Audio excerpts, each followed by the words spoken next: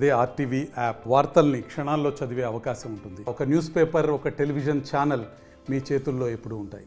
ఈ తహసీల్దార్ ఎవరైతే ఉన్నారో ఇక్కడ పోస్టింగ్ ఇప్పించిన తర్వాత నుంచి నిరంతరం ఈమె పైన కంప్లైంట్ వస్తూనే ఉన్నాయి.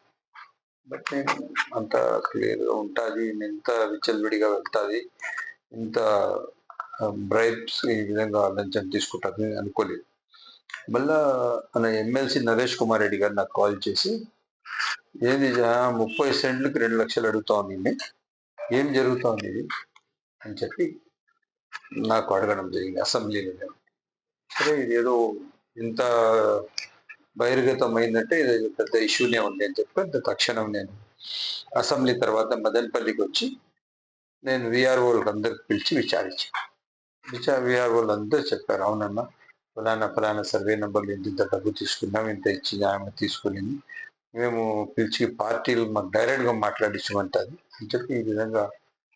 వాస్తవం చెప్పాలంటే ప్రతి రైతుకి పాస్బుక్ 1B మిటేషన్ చేయడం రెవెన్యూ డిపార్ట్మెంట్ బాధ్యత.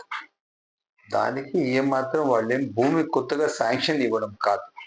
వాళ్ళు ఉన్న పత్రాలు వాళ్ళు కొనుగోలు ద్వారా వచ్చిందో, పిత్రాజితంతో వచ్చిందో దాని ప్రకారం వాళ్ళకు డాక్యుమెంట్ అప్డేట్ చేసి ఇవ్వాలి, అంతే పని. దానికి 5 కోట్ల వాల్యూ ఉంటే 50 లక్షలు ఏంటి, 5 లక్షలు ఏంటి, 20 అరడానికి వీలేవు. నేను తెలుస్తాను విఆర్ఓలకు ఎంక్వైరీ చేసి సంబంధిత మన జిల్లా కలెక్టర్ గారికి తెలపడం జరిగింది, మన సబ్ కలెక్టర్ గారికి ఉంది. ఈ విధంగా వాళ్ళే దానిపైన చర్యలు తీసుకుంటాం, ఎంక్వైరీలో తెలితే సస్పెండ్ చేస్తామని చెప్పారు. తప్పకుండా ఇప్పుడు ఎంక్వైరీలో దాదాపు ఆమె తీసుకున్నట్టు మనుషులు ఈరోజు ఓపెన్ పబ్లిక్లో వచ్చి ఎవరెవరు డబ్బులు ఎంత ఇచ్చారు, ఫోన్పే కూడా ఇచ్చారు. ఫోన్పేస్ కూడా అకౌంట్స్ ఉన్నాయి.